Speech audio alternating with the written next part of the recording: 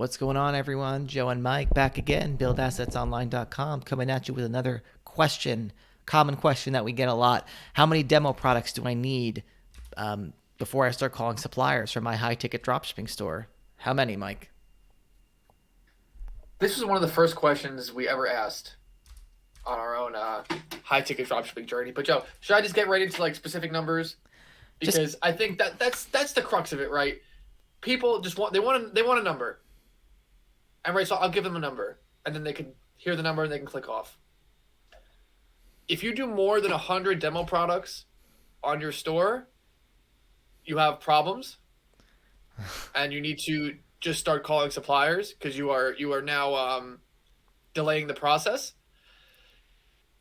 And if you do less than 20 demo products, then you got some iron cojones. So I would say between 20 and 100, and we can get into those ranges and what that means. that's kind of funny, Mike. I was going to say five. Well, that's my point.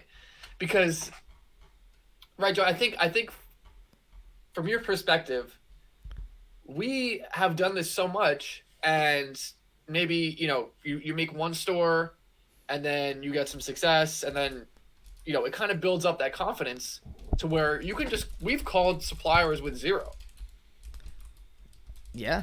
because we already kind of established we didn't need demo products on our store because we could just say to a supplier, hey, this is who we are, you could check out all these other websites that we run, this is our newest website, get on it. Yeah, and I So think the main thing that is important is not so much the demo products, but it's that your website looks half decent and it's how you talk to the suppliers. Because believe it or not, and I think this is something that not a lot of people grasp. When you call suppliers, you're dealing with lots of different people from lots of different companies, and they have lots of different ways of looking at the world. So some are going to go like really deep into your website and you have to explain to them like, oh no, like, we're launching soon. Like this is a demo store. Some people are just going to pull up the homepage and they're going to be like, oh, sick. So what I like to do is I just do the homepage and, I rely on me talking to them to land the supplier versus the site. But I like to make sure the homepage looks nice. And that usually requires like 5 demo products. right, and so my thinking was like with the 20, usually when you start out, you're going to have a couple product types. You really shouldn't have any more than four, in my opinion. So if someone's going to click around, say a supplier, they're going to click into four, they're going to click into all of the product types you have in your navigation. If you have like 5 products for all Well, four you can product you can types, make 20 products. I just make the navigation links not work. Well, that's one way to do it. But again, I think there's a little bit of an anxiety, a little bit of a, Yeah, thing that goes on when it's your first store. You're going to call the suppliers. You don't want to screw anything up. You want to give yourself the best chance for success.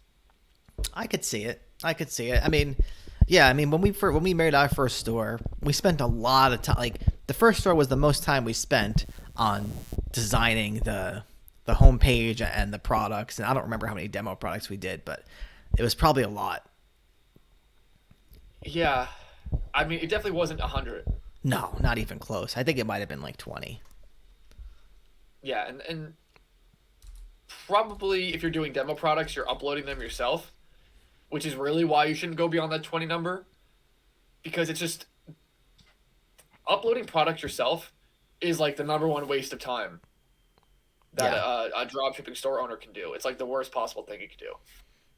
Amen. So, yeah, I mean, I can understand wanting to have everything built out as much as possible.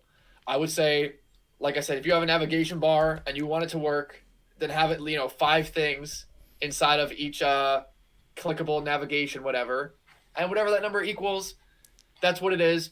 You start calling. A number of people are going to deny you anyway because you haven't started yet, which is fine. Those are probably the best suppliers. But a number of people are going to let you in. So you got to get in. You got to start running ads. And then you begin to again, go back and expand your suppliers now that you have revenue to show. You're selling their competitors, and this is where you start getting a lot of leverage. You say, hey, I'm selling your competitors. Let me sell you too. People don't like that. They want a slice of the action.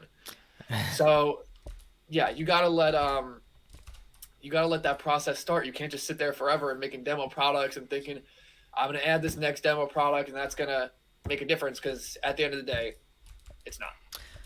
Exactly, exactly. Um, and so yeah, Mike, I think we about covered it there. No reason to drag on the episode. If you guys want to learn exactly how we build dropshipping stores, buildassetsonline.com/playbook. Check out our free web class there, and we'll see you in the next one. Take it easy.